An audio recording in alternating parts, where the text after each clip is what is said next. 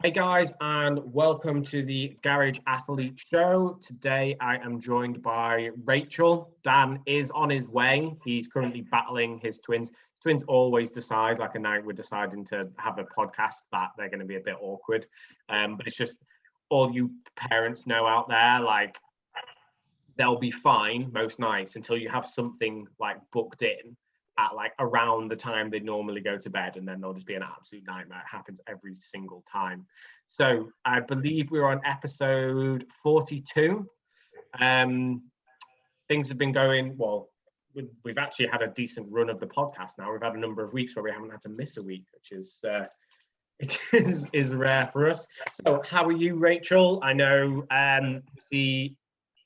we're a few days away from the gym's opening. You own a gym. I know you've been having some headaches in kind of like different areas.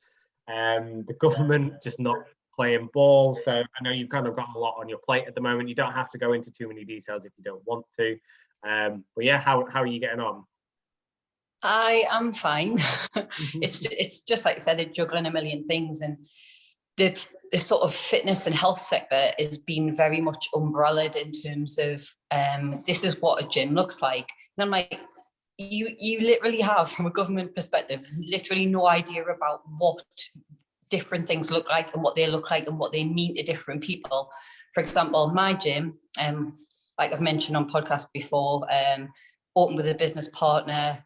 Her vision of what it should be in terms of it does need to be community-based. You do need to be giving back and investing in the people, not just expecting them to turn up because you put a post up saying, hi guys, I'm now offering online program and DM me. Like, you've got to give people a reason to buy into you, and you've got to show them, you know, the very best and more than they've ever had before. Because a lot of people, as you will know, Don, come to you with very poor experiences, and if like trainers, like, oh, it's the same in any profession. You have such a continuum of amazing over delivery. On the very other end, it's very much a time for money investment, and you know yourself, like, that's not how this works. Yeah. On some days we are purely counsellors. On other days, you are the only person that understands that person. They just need an hour, maybe not even to speak, just to have that space. So obviously for me, reopening, gone through all of that, tried to reopen maybe 3-4 times last year. Obviously as a group training facility, I don't just do one-to-one, I do sort of the movement rehab side, but it is like group-based training, personalised training, but in a group-based coaching environment, so people are getting more for their money. And it's just a nice atmosphere. So tried to reopen several times last year. We were very unfortunate to mainly be in lockdown tier 3. Yeah. So that didn't really happen. So now I'm like, okay, what's this? Like, take 500 of trying to reopen. But again, no group trainings permitted. So the gym is a little bit of a state at the moment, just while I try and reorganize things, so it can be used as a private training facility, but as like a small group membership, so there'd only ever be sort of 6 people in here training at any time. So you are getting sort of the best of both worlds, but obviously, unless you're getting one-to-one coaching, you're literally turning up and using your own program or what you know. So it's a like chance for people to sort of have somebody. Yeah, so, but it's different in a sense that I'm still here for them to speak to. It's just that I'm not going to be coaching you, but if you've got questions, you need a socially distanced spot, whatever that looks like nowadays, I'm here. So there is that level of support. Clear visors. You can just be, full hazmat suit, visor, and 4 layers of gloves. And I can spot or you. Just a stick. Just do that. Yeah, that's what great coaching's all about. So that's sort of where I'm at with things. Have had delays on companies kind of promising equipment, not necessarily turning up with it, as we know. But like we'll always say, in the group, we will always give new businesses the benefit of the doubt. If they do want to run a product by us, that is obviously in their best interest, because we want to ensure that sort of anything that runs through us is seamless in terms of the customer experience, but also to transfer us to feedback, because we want them to have a good experience as soon as they launch. And it's quite a bit of like a nice buffer in a way, just to ensure that the product launch into the wider market is just a good experience for everyone. So I'm biting my tongue on a few things now, but we'll see how a few things pan out anyway with that. Yeah. How are you, though? Your guys all sorted for going back to the gym, or like what's going on there? I'm launching a new program, which is called the True Alpha program. So that's basically all the knowledge that's in my head of 10 years of, sorry, I'm just going to turn the notifications off. 10 years of face-to-face coaching, and then the last 18 months of online coaching. And I've just basically sat down, streamlined the process, and made it a lot more structured. So the people that are coming through the system now, it's a lot more, right, here you get this over that first 90 days. There's a shed load of education, accountability, community, like all these different areas that I kind of been building in the background. It just took a month of, right, I'm not taking on anybody new. I'm just focusing on this. So that launched on Monday. I've had a number of inquiries, a number of calls and things like that. I'm probably going to sell out of the early bird spaces on that sometime next week, which is amazing, because it just means that all that hard work that I've kind of put in has been worth it. On top of that, I should probably have thought about the timing, because I've got all these sales calls and about 20 programs to write, because obviously the gyms are all opening up on Monday. The guys that can go back to the gym are like dead eager to get their new program. Like, I'm eager to start programming again with more than a couple of dumbbells. So yeah, pretty much. So yeah, it's one of those things. But then, because people have been training in such like a wide variety of kit, and I know how much kit's in gyms, like I'm a kid in a candy store. There's like so much, and I'm just having to go in my own head. No, calm it down. Like, keep it simple. Like, these guys are they've been training at home, but they're in a detrained state. So they need a lower amount of volume. So we're probably doing 2 working sets on most exercises. They're probably going to be doing, because they can now put a decent amount of weight on the bar, they don't need like 10 to 15 sets on a muscle group. It's probably going to be like 6 to 8. And then in like 3 or 4 weeks, it might go up to 8 to 10. And then we need to like slowly bring these kind of guys like back into it. Like, we've had 3-4 months now of just really, really focusing on like movement patterns, on really ingraining. Set up really well, aren't they? Yeah, they're set up so well to just go back in and maximize everything you've been doing. So for a lot of people, they will see it as like it's been wasted time, but it's not. It's like you can now safely program and know they can go in, and it's not going to be a case of, okay, how did that feel? Send me a video, because of what you've done work-wise, you've put in. They've got all of that to go with. So if anything, for all they're in a detrained state, they're sort of more mentally and psychologically trained to know what things should look like, how they should feel, what an RPE feels like, because they're a bit more sensitive to the equipment that's now available to them. Exactly. And that's what I was saying when, I've started online coaching like the first lockdown. Like, there's plenty of stuff we can do in the background, like, just because you don't have access to a gym. And it's all about being a problem solver, and it's all about figuring out, okay, well, what can I do? Right, I can't do heavy back squats. Like, some of the guys in the group have got very, very well equipped home gyms, so they've been able to do that. Like, I've been coaching people that have got like 2 5-kilo dumbbells, a resistance band. They might have picked up a kettlebell, or I just send them to Muscle Squad and we're like, right, spend all your savings, buy a home gym. But yeah, they're going back into an environment now where they've got a rack of dumbbells that go from like 2 up to 50 kilos. They've got a cable stack. They don't have to use resistance bands. They can actually do cables, so they can again be progressive in terms of the overload. They can get on a leg press and actually know where that active range of motion is, because they've been squatting for the past however many months. So they know that, right, if I'm in a leg press and my knees are coming all the way to my chest and my hips like a butt wink, okay, that's further than my active range of motion. So it's one of those things, like, I don't know about for you, for your like online clients and stuff, half the battle has just been, it's been motivating, it's been counseling, it's been, right, I know it's shit, but it's temporary, like, and all the stuff you're doing now is building those strong foundations so that when the gyms do open again, you're going to hit the ground running. Everybody else is going to have to do what you've just done for the past 3 months to rebuild those foundations, because they've been sat playing Xbox for 3 months. I'm just going to turn the lights on. Yeah.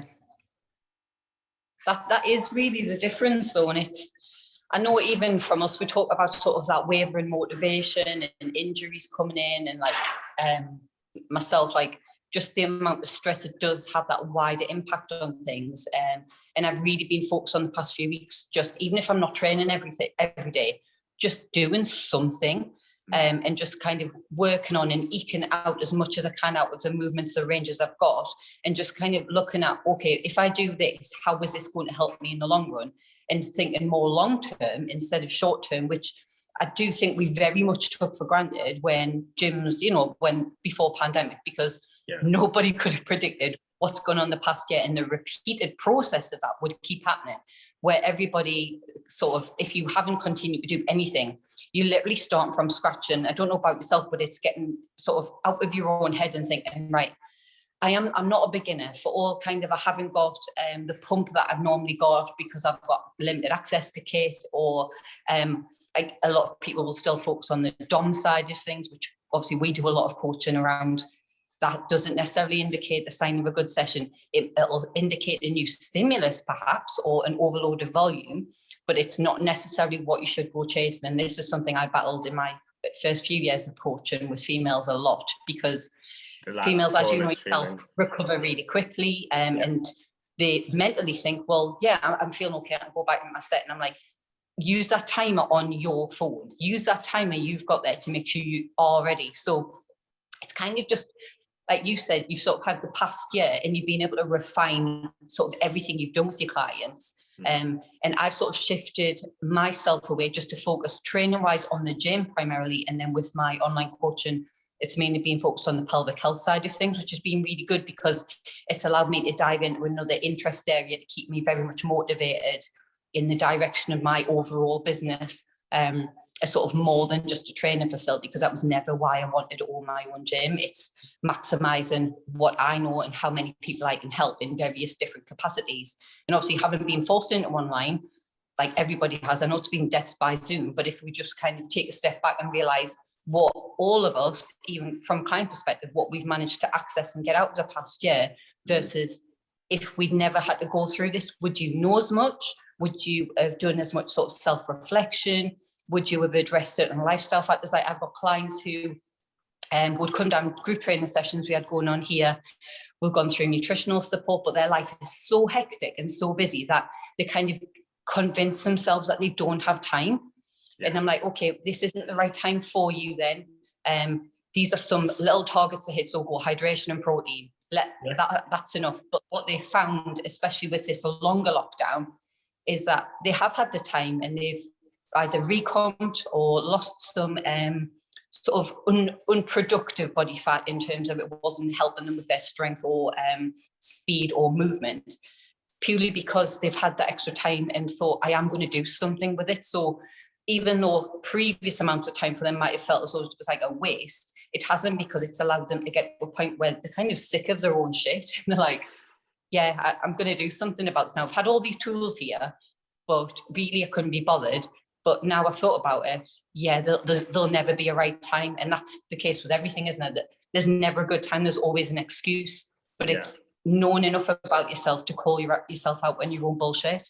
That's the only thing that's ever going to get you anywhere, unless you've got a partner that hammers that down your throat. But that would lead to quite a few arguments anyway. So yeah, I think anybody who's coming out 2021 thinking in the same way they went into 2020, like I don't understand how it's possible. Like it isn't. Like the whole world has shifted.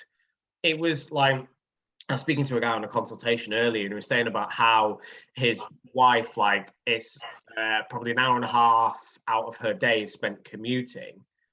But actually, even when things go back to normal, her office have already said, oh, you can work from home 2 days a week.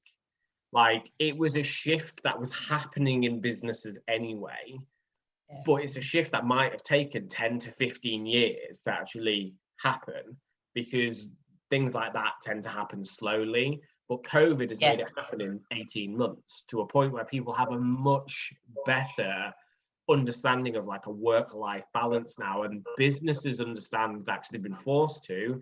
Actually, you don't need somebody, you don't need to micromanage people. You give them a task, you give them like results that you want and a time frame, and they get it done. Like, because it's what more they do is the small objectives that we set, isn't it? Well, it's autonomy. They get to take ownership of it. So if you've got to look after the kids at this point, because it's like 10 o'clock and they're not at school, but you can actually get some work done between like 7 and 8 p.m. while they're in the bath or whatever it is, like, you can work your life around it as long as you kind of get the work done. And that's one of the like the most basic things we crave as humans, is autonomy. Like, we want to make our own decisions. Like, I don't know about you, you can either tell me what to do or you can tell me how to do it. You can't do both, or else I just completely switch off, because it's just like, I think with that, it goes back to kind of being able to sort of manage yourself and set your own boundaries, and know where your weaknesses are. Like, if you are someone who, as soon as you sit down on the sofa, that's game over. It's like, manage your environment to allow you to manage your autonomy, because you can't take advantage of something if something else is going to give. It's like always acting in your own best interest, because at the end of the day, you still need to get paid and you've got to do this work. But if that's given to you as sort of like a new sort of gift, really, like, here's your working day, as long as it's done, crack on. Like, at the start, it's like, you know, when you're a kid and you're given like free rein to like whatever in the shop, and you're like, well, everything, and I'll make it ill. Then it's like the next time you'd like to think you've learned from your mistakes. So I know quite a few people have done that, and then have been sort of just in conversation, being at work until like midnight, however many days, and then they're like, yeah, this isn't working, I'm going to have to sort it out. Some people have actually chosen to go back in the office because they found that doesn't work for them. They do very much need to have an environment that's set up. But you've got to realise that about yourself. And I think the past year is like forced people into potentially recognising their weaknesses or their downfalls, and where they are willing and wanting to make changes or manage it. Or for them to go, you know what, it's just easier if I do that, because I want to have more focus on these other things, which is cool, because we're all so individual and everyone's got things that make them tick, things that they want to do. Like, I hate, when I was teaching, the one thing I hated was the fact that I had to be here at the certain time, I had to do this at a certain time, whatever. But coming away from teaching, I realised that, shit, I need this in place. I have to set my own timetable. Otherwise, I'm one of those people who does, I'm busy, but I'm really busy not achieving a lot. And I'm like, okay, sit down. But I've got to manage my time really well, because if I sit for any longer than an hour, phone comes out, this goes off, and I'm like, sort yourself out, Rachel. Like, what are you achieving here? Like, a lot of nothing. Yeah, I think that's the same for everyone though. Everyone's busy, aren't they? But it's just actually sitting down and going, right, well, what are the big things that are going to move the needle? What do I need to get done? Right, let's plan those in first. They're the most important ones. Then the slightly less important tasks, those can go in, and then the fun tasks go in kind of last. The same as your coaching, though. Like I always go back, like fat loss coaching. It's getting those big boxes ticked consistently, and then you kind of got your cherry on the top. But you've got to hit the basics day in, day out. Otherwise, things just aren't going to move in the direction that, as much as you hope they will, and you think they will, you still have to do it. Like, you might have a million good ideas, but unless you action them, they're only ever going to be on that bit of paper in front of you as like the dream or whatever. Yeah. So what do you think is going to happen in terms of the equipment market? So we see a lot of discussions on this kind of like across the group, where some people are in one camp where they think, right, the market's suddenly going to be flooded with secondhand equipment because everybody's going to be returning back to the gym. And then there's the other side that are just like, probably not, because supply is still really, really restricted because we've got Brexit, we've got all the cargo containers, and the price of iron has shot through the roof. Yeah. So, like, which camp kind of do you see, and what's your thoughts in terms of like kit? Are we going to see a flood of secondhand kit like hit the market and drive prices down, or do you think they're going to stay up for a little while? I think we'll see a mix because obviously with the restart grants and that have come out for gyms and like smaller, even larger commercial ones, people are having a chance to go, okay, well, we're now back. We've got the membership coming in. We've got our one-to-one clients that's permitted now, and everyone's rushing back the gym. This is the dream. So in that respect, and I've already started to see people are just like moving all their sets on. They might get like full sets of dumbbells and not asking stupid prices, because all they're doing is looking to put some money towards the newer kit that they've got, and they've got the grant there as kind of their buffer if they're fortunate not to have had to pay it out all on like rent on a closed building. But then we've got like the profiteering bastards, as I'll still refer to them, who have, you know, they've dug their heels in from the ground. Like I seen a set of like full bumper set today, and this guy was like, I've paid. He got them sometime last year. They're not in stock. I can't remember what brand they are. Full set, 150 kilo. He paid 560 quid. He's selling them on second hand, 550. I'm like, what? You want £10 less, and you want someone to come and collect them, and the £10 less, and you've used them. And it's so many questions in that thread, and it's just like, bite your tongue, not going to happen. Why so would you put we'll up see, what you paid? Like, if you're only asking for £10 less, why would you put up what you've paid for them? Yeah. Just like, I want 550 quid for them. Yeah, okay. But he's like that out of stock. Yeah, but you've used them. You've told everybody the price and see what brand they are. I think they might have been, I don't know if they were like old Primal or Strength Shop because of the coloured sets. Right, okay. So they were like, they're not in stock at the moment. I think it must have been Strength Shop, but yeah, I'm just like, wow, okay. But again, it's They'll just get like stuck with them. They'll get stuck with them until they get sick of waiting, and then they'll have to bring the prices down. So I think the gouging will probably slow down a little bit. Like, I think people are probably going to get, with the gyms opening up, they're probably not going to be looking to make a quick buck, like the Aldi racks and stuff like that. Like, yeah. You're not going to get as many people that are just trying to make a quick buck. They've seen that, right? What happens? It's the exact same thing that like happened with toilet paper at the beginning of the pandemic. Like, one store sold out of toilet paper, and then everyone was taking photos of it. Oh my God, I can't believe. Which then everyone saw that people were hoarding toilet paper and went, oh crap, there's going to be no toilet paper for me. So they then went and bought it. And it was like, right, you people sharing these pictures of there being no toilet paper are the reason why there is a shortage. Stop being dicks. I'd love to. I just keep imagining them like sat in their front room now, still just like fully surrounded by all this toilet roll. And I'm like, yeah, you got with the bags of rice behind the sofa and all this, and the bags of pasta that they takeaways every week anyway. So exactly. They're not. And like at the beginning when like all the meat and stuff would sell out, and it's just like crazy going to Asda and there's like a bit of black pudding left, and I'm like, yeah. Like, how is this a thing? And where's everyone got all these massive fridge freezers from? Oh no, because loads of it got chucked out. There was a big thing about 2 weeks after it where there was like all this food was just left out by like black bins. Like one council was going around and fining people for it because of them like hoarding it, but they were leaving like binfuls of food that had just gone to waste because they couldn't store it, and they didn't have these big chest freezers to be able to store everything. I just think do people realize what country we live in and what access do we have to things? To like, how was that even an idea?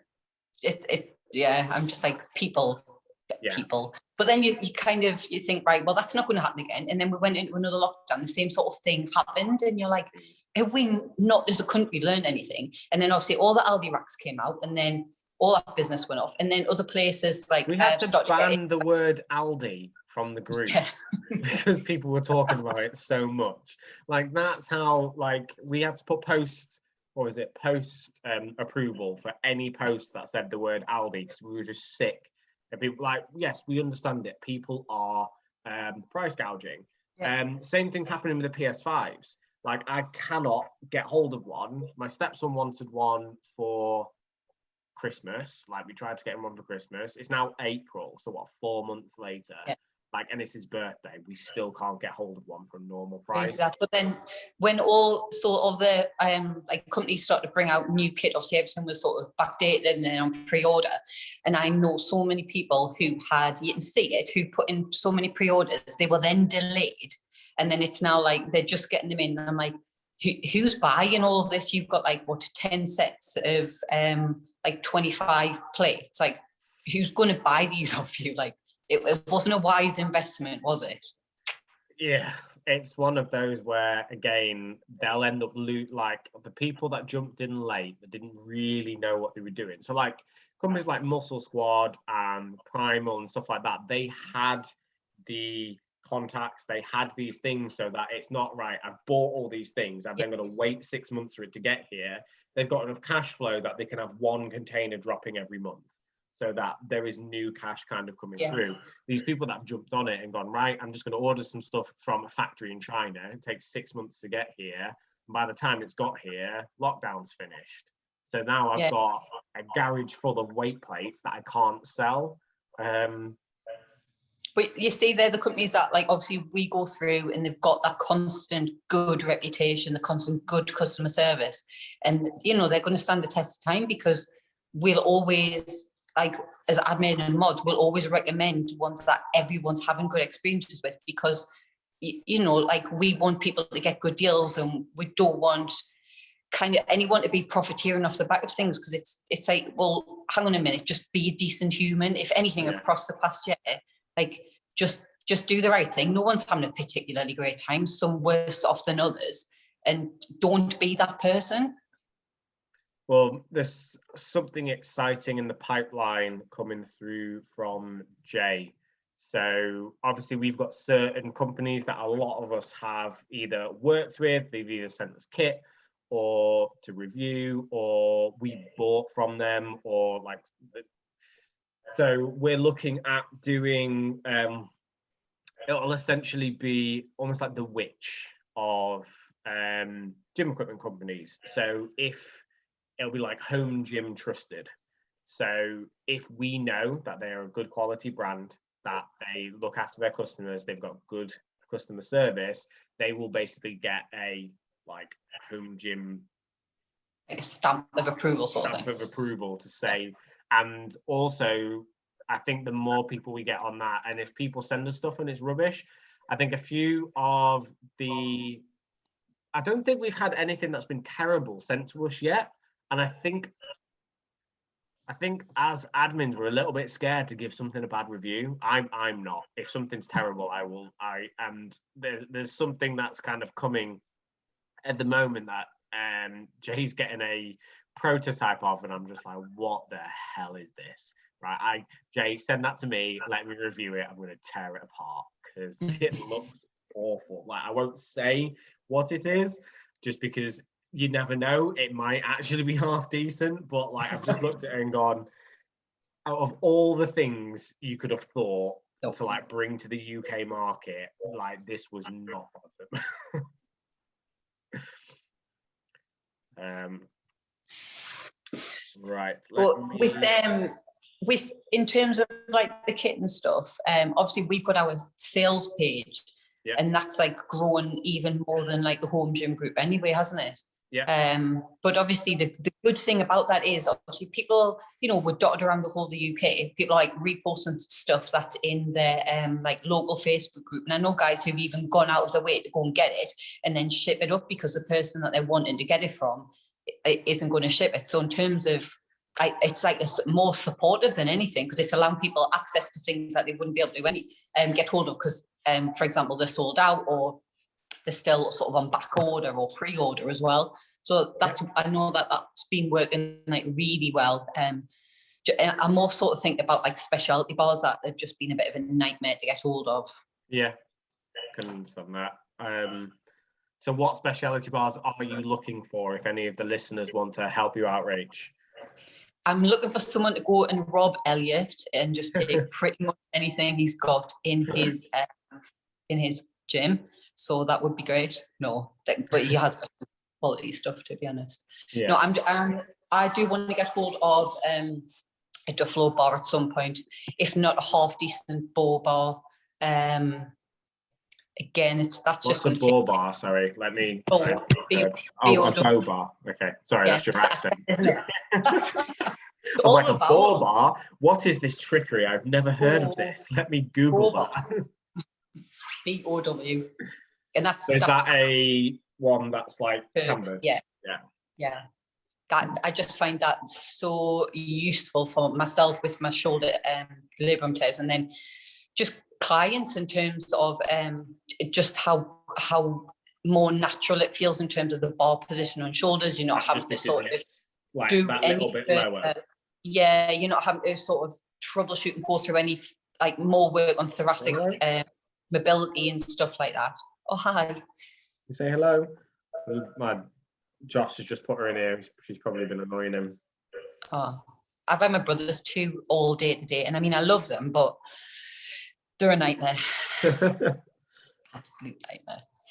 Yeah, so with the bars, that just in terms of not having to sort of spend as much time on like thoracic mobility or work on shoulders, just to allow them to squat. They are people who are confident and capable of using a bar to squat with, but there's only so much you can address in a session. So if you've got the tools and equipment available for people to come in and maximize that training slot, then it solves a lot of problems. Not to say that they don't need to work on them, but it makes things a little bit more manageable in terms of efficiency of time, really.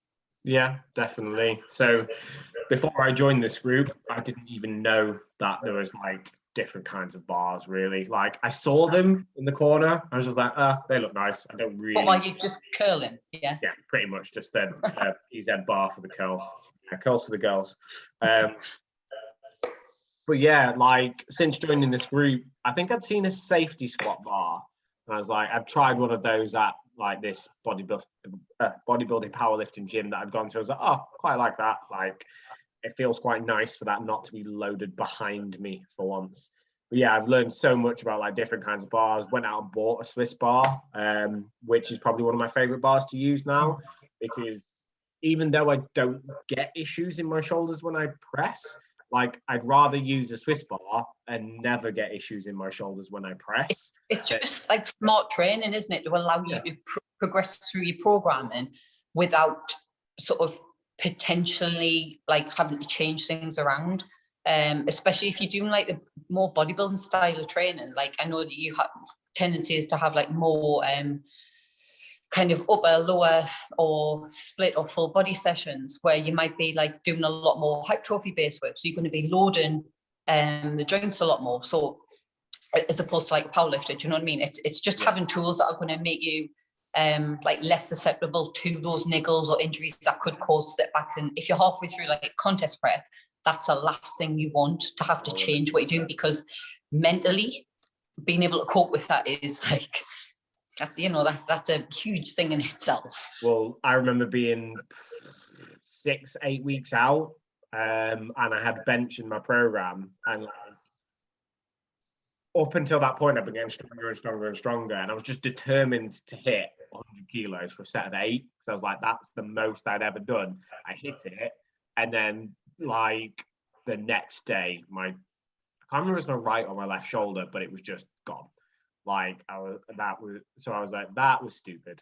I'm like 8 weeks out now and I can't do any barbell work. So now, basically I don't flat bench press anymore. I only do incline anyway. Any flat work is done with dumbbells just because I find it easier. And then even on the inclines now, I tend to use the Swiss bar just because it's easier on the angle of the handles to kind of be able to move in a better range of motion. It is. It's just like about what your joint and load tolerance is, and you've just got to be smart in terms of keeping in your program and what you enjoy doing it, but using the tools that are going to allow you to consistently be able to overload and progress what you're doing. Because like this was like when I first got into training and bodybuilding, it was a case of this is your program, this is what you do, and it's not really about increasing the weight and the volume. Like there's no progressive overload other than like this is your rep range, this is what you're doing, and you get through your sessions. And then obviously as I got smarter, I learned a lot more, and I'm just like, wow, okay, well the only reason these guys were getting any better was because of the amount of gear they were pumping into them. And I'm like, I need to be able to progress this. So that it just makes sense, doesn't it? And it's again what goes back to like your experience speaking with people and your willingness to admit that you didn't know things then, but you have progressed with your knowledge, and that you will look to being wrong. Like I really like being challenged because I like to know somebody else's approach, somebody else's experience and their reasons. And as long as somebody's got a very valid reason, you know, it's again, it's valid. And even if it's just from personal experience, there's still a level of validation there in terms of that why they've chosen to do it and like the results that they've seen because of it. Because there's never, like I always go through this with like my pelvic health and my pelvic flow coach, and I think it's like there's so much stigma kind of veering off track here with sort of females with diastasis or prolapse, and like kind of even from a pelvic health physio point of view, like people are quite afraid because they're like, don't want to make things worse. And I'm like, we don't live in bubbles. You've got a mum who's got like a baby crawling around the place. Like, you know, that there might be a dog trying to attack them. There might be a fire. Babies love to pick stuff up, shove them in their mouths, sit on things, all sorts.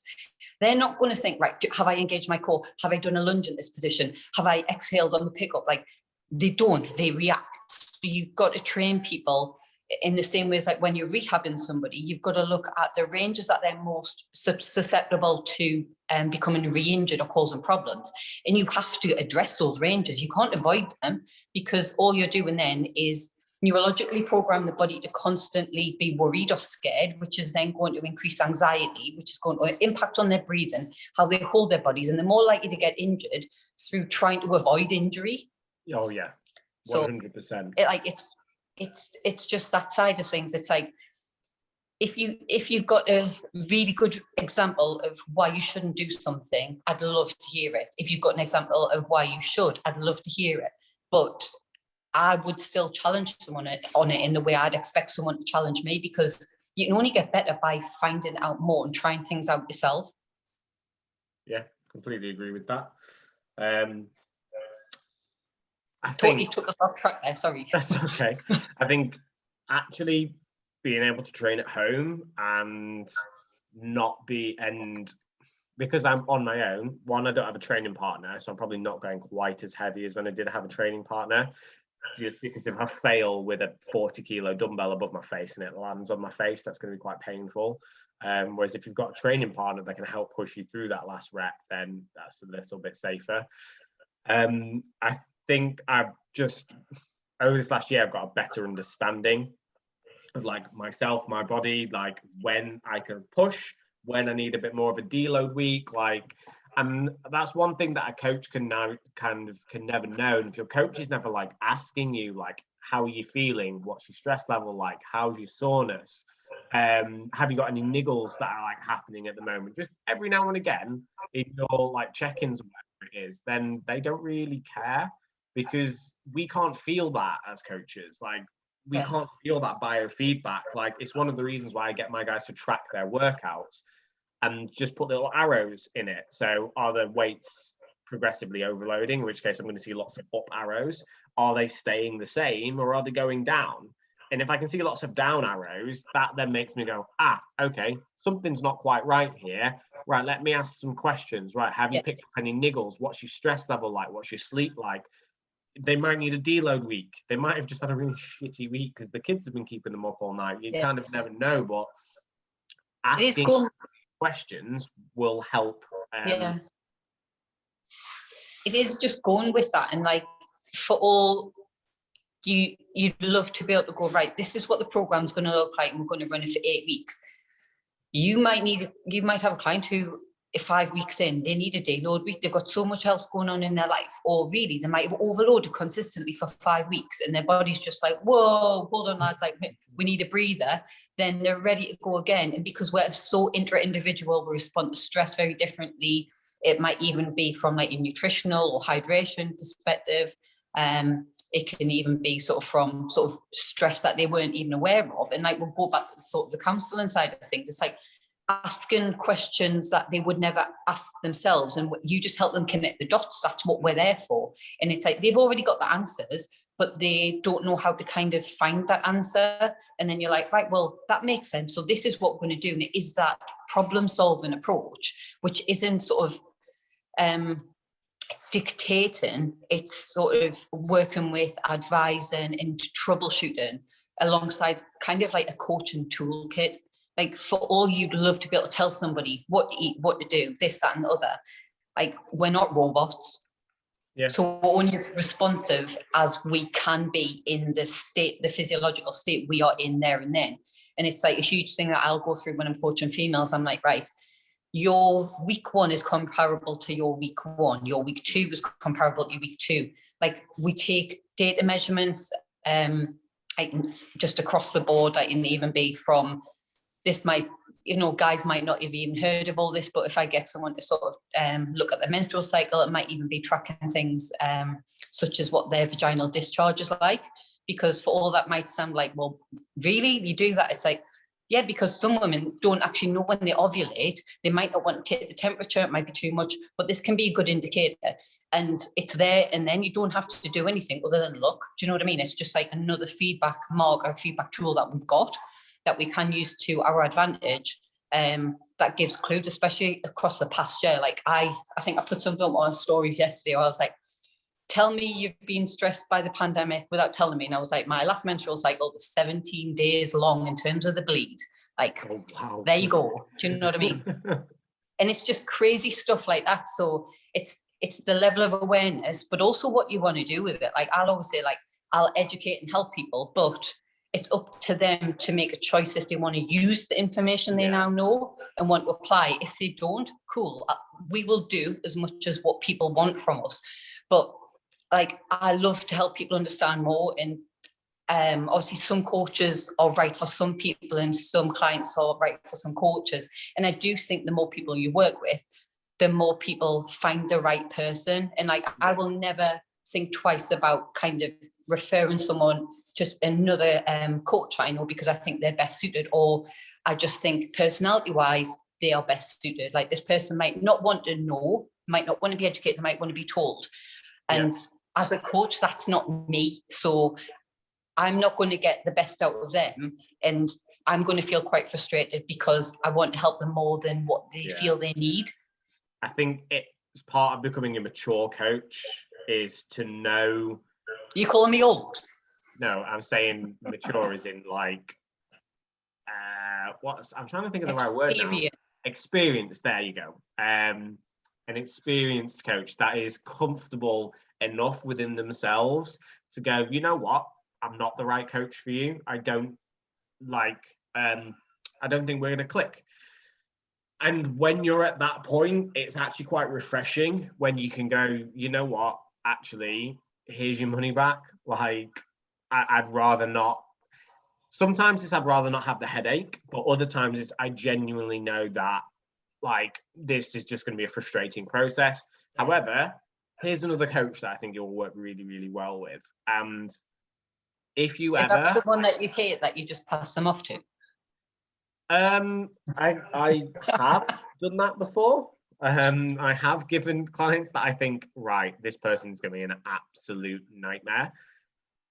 But it's because like of my personality type. Like, I'm one of these people where I'm not afraid to call people on their bullshit. And like, people that need to be a little bit more softly. I can be a bit softly. I can be diplomatic with it, but I'm also going to call a spade a spade. If Yeah, you're people don't like that. I think we've talked about it before, haven't we? Like, people like to hear what they want to hear. Oh, 100%. That's great. Like, I think I was having this conversation with my dad the other night about things, and he was like, yeah, maybe when you reopen, you could look to do some female-only sessions. And I was like, no, because I'm not helping solve a problem.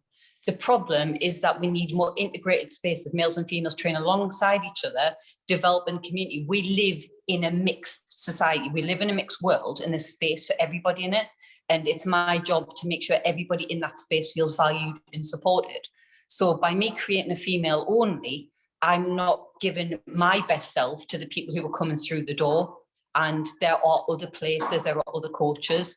And, you know, sometimes that might not look as though it's in my best professional business related interest, but for sort of me as a person and sort of what I want for myself and what I want for everyone here, I have to kind of stay true to that. Otherwise, like, my own motivation and what I want to achieve kind of dwindles, and I feel like I lose my way a little bit. But again, it comes down to maturity and wrinkles and age, of just kind of sticking to your guns, because you know what you can offer people, and you know that the people who need it will find you.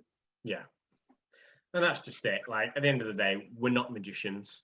Like, the information that we give as coaches is not exclusive to us. If you go on Google and type in how to lose fat, like, I can guarantee there's going to be 100 articles out there with 100 different ways that all probably work. Like, information is free. Like, I put out on my stories the other day, right? If I put out a recipe a week, would you join my mailing list? And I had like 6 people that said yes.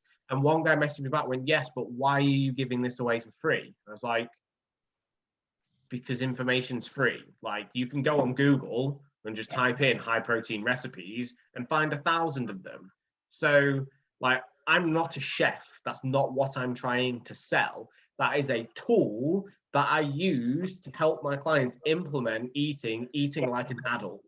It's giving them a flavour of what you have to offer without them having to spend any money. And then by doing that, by proxy, the right people find the right people, but they've already come to you with a sense of understanding about what you pride yourself on as your values, and what they are likely to expect when they do pay, because they're getting so much for free anyway. And they know that they can shoot you a message. Like, we do as coaches respond to so many messages every day, and like, kind of, we're on call a lot. Like, it's a very taxing job to be on top of everything, which then comes back sort of the time management side of things. But, you know, it's people buy people, and he hasn't come to you because of that recipe. He's come to you because you're helping support and guide, and that's for free. But you are kind of in what you do, and sort of how you are as a business owner and a coach, you are replicating what that person wants. And, you know, not that they're idolizing you, but you are kind of guiding them in the right direction, and people do value that a lot. There will be people who don't, and they'll skip around getting free this, free that, free the other, but their level of application is never going to be there, and they'll never get the result. Did you see the post I put out on Instagram where it was like, when you pay for a personal trainer, and it's like Wonder Woman just like proper dolled up, and then when you ask for tips and stuff for free, and it's some guy in drag? I've posted that before, and that got an amazing response. As you said, it's so true. Like, the free stuff, like, the information's out there. It's the application. It's somebody saying to you, right, this is A, this is B, this is C, and this is how you put them in this order. Now go away and do it, and I'm going to hold you accountable. Like, that's what people take. And that's what somebody who is good at lining those dots up for you, getting you to understand why we do things in this order, and then help you to kind of apply it. That's what coaching is. Like, it's not necessarily the information. There's books, there's free stuff out there. There's a mountain of information. There's more information. I think, I can't remember what year it was in, but in, like, I think it was 2018 or 2019, there was more information generated in that 1 year than there had been in the entire time before that 1 year. That's how quickly kind of things are growing. Right, shall we cover a couple of these questions, because a few of them have come in while we've been on. So Tony Kaiser, is it possible to get into contest shape for men's physique class with basic home gym, rack, bar, plates, and dumbbells, or would you need a commercial gym setup? I could take the lead on this one if you want. So obviously, I'm coaching physique. So the short answer is yes, you can, but it depends on how much you want to invest. So if you can get a decent rack, a cable system, some sort of adjustable dumbbells. So you've got a rack, bar, plates, and dumbbells. You can build a decent physique with that. Will you win competitions with it? I don't know, because I can't see where you are and whether you are trying to like maintain or you're trying to build. The thing with bodybuilding and thing with men's physique is you need to hit the muscles from slightly different angles, different rep ranges, and different like levels of tension. So you can do a lot of the basics. So making sure you hit different rep ranges between, say, like 6 and 30, having an adjustable bench so that you can do kind of like different angles, and making sure you're kind of hitting all the muscle groups like on a half decent frequency, like twice a week tends to be about right. If you don't have that much space, or if you can't really afford to get like a decent cable system, you're going to really struggle for things like back, like pulling like with just a rack and bars like is hard. Like I'd say back is probably the hardest muscle group to train completely at home, just because you need some pretty specialized kit for it. But like I train completely at home. Like I compete as a natural men's physique, not natural men's physique. I compete as a natural bodybuilder. Jay, who is kind of like original starter of this group, we're prepping him for a men's physique competition. He trains exclusively from home. Like it can be done. You're probably going to have to invest a little bit more than the average person who's just trying to like stay fit and healthy. What's your thoughts on that? Just kind of going through what you did then, it would all depend on like what your starting point is and like where you are right now and what you've done in the past, whether you've done things in the past consistently, whether you are someone who's trained for years, but what is the level of intensity to which you trained? Have you had a coach in the past? Like, do you know that what you're doing training wise, from a movement perspective, from a joint loading perspective, from just kind of looking at what your physique itself needs and how you respond to training over time in terms of what progress you've seen in the past, like where are you at? Also kind of along with what you said, it might be possible to do a lot of it at home, but you might need even just like a cheap commercial gym membership for some of your sessions, because you don't have the money or the space for that cable stack. Which obviously that's one of the biggest things in the group we always get questions about, isn't it? Because, you know, these take up a considerable amount of space in what we're looking at, sort of people's garages. I mean, some people have got like phenomenal spaces, which, you know, we're not jealous of at all. But it is just from that. And then it's looking at what do you struggle with, like in terms of like hamstrings, like if you need a lot of hamstring development. Oh yeah, men's physique. Forget it. You don't even need legs. Don't bother. Don't even walk. Just sit. Get the longest pair of shorts you can. Just get some jeans, cut the hem off. You go. Yeah. Yeah. And some calf raises. Yeah, it's just from it. Yeah. If you want, if not, just stick. Did you see any things you got like stick on calf things? No, they're like chicken fillets for your boobs, but for like your calf muscles. Brilliant. Just get some of them and put a bit of makeup around, like blend it in. Yeah, it's just from that. It's like how much. It's always come back like how much do you want it, but not in that sense. It's like how much are you willing to invest from the kit perspective? What space do you have? What time do you have? How long have you been training for? How consistently have you been training for? What does your physique need to actually get it there? Because you might be like, right, I'll invest in this and I'm going to do it in the next year. Like, if get a coach's eye on you, like even just a consultation or something to get an indication of what do you need to be doing right now, because you might be wasting your money getting kit for home when all you need to do is go away and use a commercial gym, but a decent one, and train your balls off for a year, like you've got to start building. But we don't know that. We're going off kind of a question that's put in the group. So yes, no, it depends. I'm covering all bases with that one. Pretty much. I'm trying to pull up Tony's like profile now, but his picture's all pixelated. Won't let me get onto his actual profile. I think it must be private. That might be why he's done it. Yeah. But right, Tony, if you want to compete in men's physique, you're going to need to put some size on, mate. CrossFit. So yeah, you'll need to. Did you just say CrossFit? What? Yeah, I just think he was a member of a CrossFit gym later down. That's back in 2012 though, so that's a number of years ago. Yeah, if you want to compete in men's physique, you're going to need to put some size on your shoulders and your lats and get seriously shredded. So yeah, for as much as we talked about like the kit side of stuff, like what does your nutrition look like? Assess what your starting point is now, and look at the people who are competing in the feds and classes that you would look to, and sort of have a word with yourself, like what do you realistically need to do? What do you need to do in terms of time scales? Where do you need to best invest your money? You might be better off putting money into a coach, but a commercial gym right now, and then later in the line, turn that around and get some kit for home. Like it's time and money investment, and like where it's best placed. Yeah. So Con Reed has added onto that same question, but then for powerlifting / strongman. I'll let you cover the strongman because you know a lot more about that, and then I'll let you cover powerlifting and strongman, and then I'll. Oh, thanks.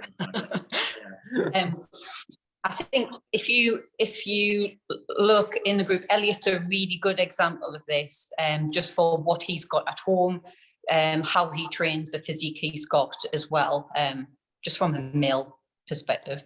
It's having quality bars, having the space to have it in, the things that you've got. You want to have a decent power cage in there, because obviously all your training is going to be at home. Depends what level you're competing at, the equipment that you can kind of store in your home. Like with strongman, you don't have to, obviously you can't just primarily train as a strongman every day, otherwise you'd be absolutely fucked, for want of a better word.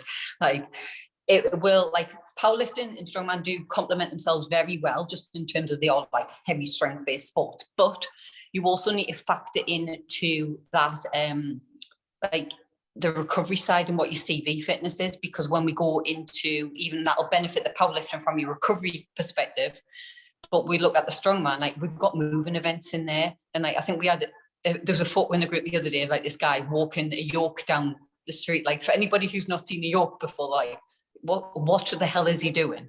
But again, it's just looking at that. It might not be the space that you physically got there. Do you have the land around you? Is there anywhere that you can take your yoke apart, whack it in car, take it outside? Like you might not be able to train everything in your garage, but if you've got outside land or space you can train it in, cool. But like I say, Elliot's a really good example. I know he's got, is it one of the Stones of Steel he's got in his garage? He imported that from America, I do believe. Yeah, like he's got some quality stuff. He's got Duffalo bar, like some amazing kit, but that just comes that at new a log hefty, as well. Yeah, like we're looking at a good amount of money. That's the reason I want someone to go and rob him, because I'm quite like all. But like got his logo on like, it though. It wouldn't really look right in your sign in your gym. With, I've got a hammer right here. That's great. I'm not bothered. Yeah, it's just looking at like that's going to set you back a lot more, and especially when we go back to what we talked about with the kit side of things. Like we haven't seen any powerlifting bars, like any decent kit coming up in the sales for probably since the first lockdown.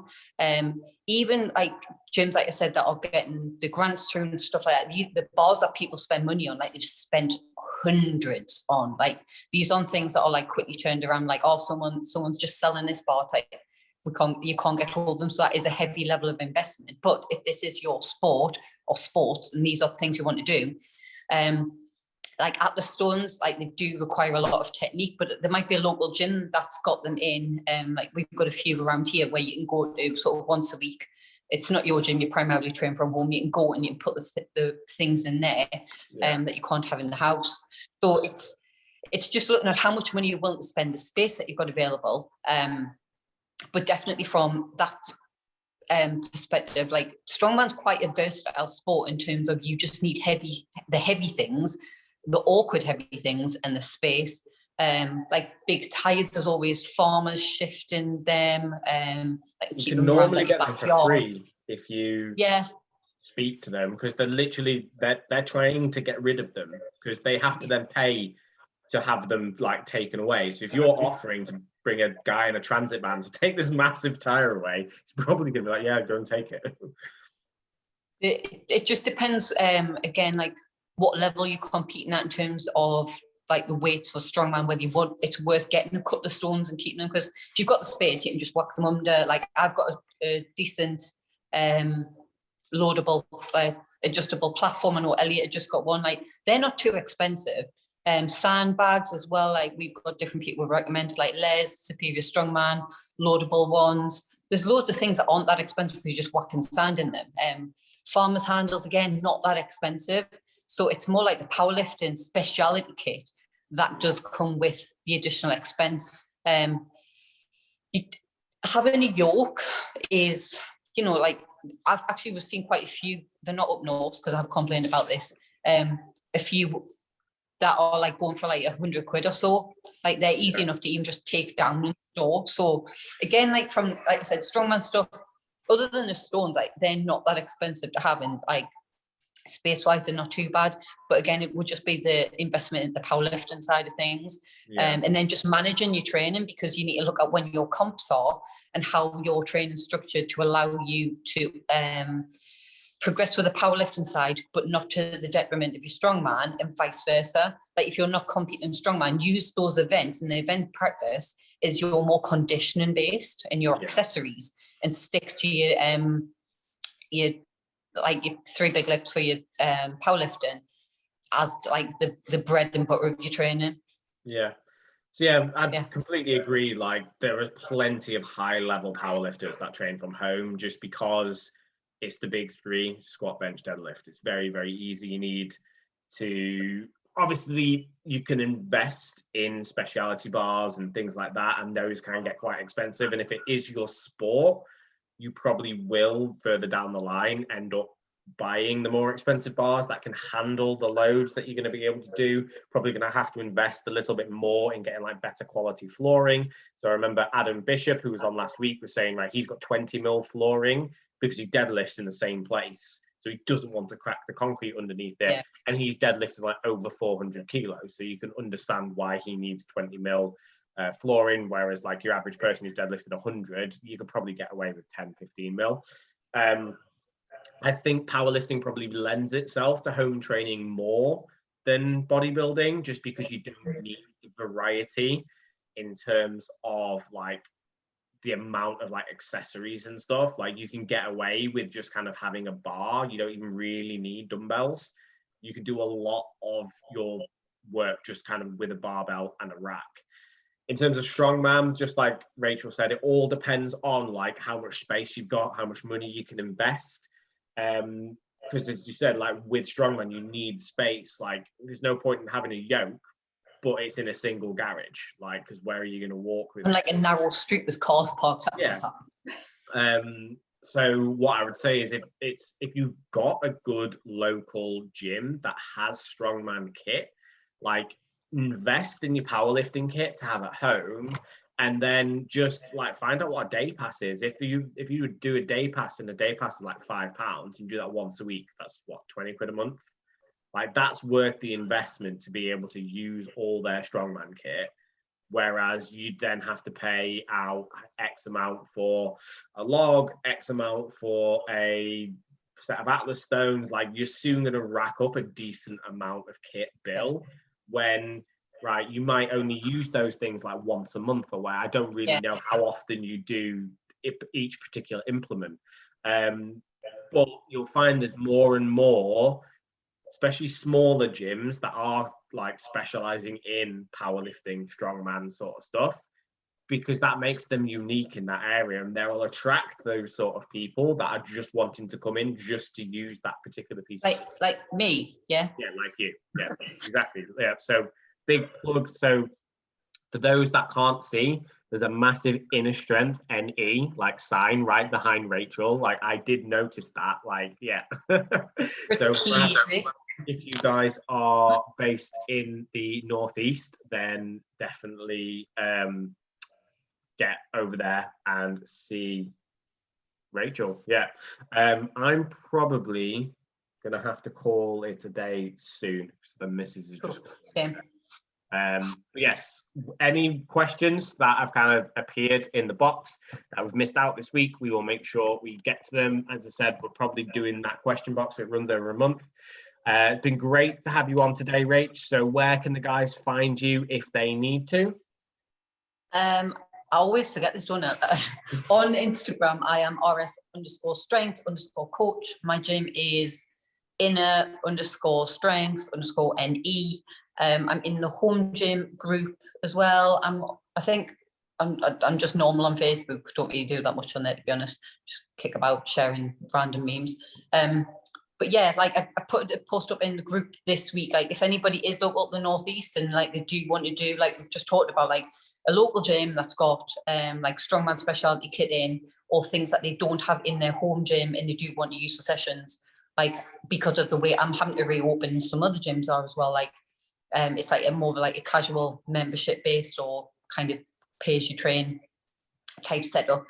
Like I said, like we'd love to think that people are going to stay at home gyms, this, that, and other. You know what? Like I miss the gym. Like I know I'm in the gym, but like this is everything. But it's a different environment, and I really can't wait to go back and just be around a group of people who are just there, like loving life. Like it was like it literally like starting to change who I am as a person, change my life in so many more ways, where like I have a sense of value and purpose in myself instead of being a teacher, Miss Smith.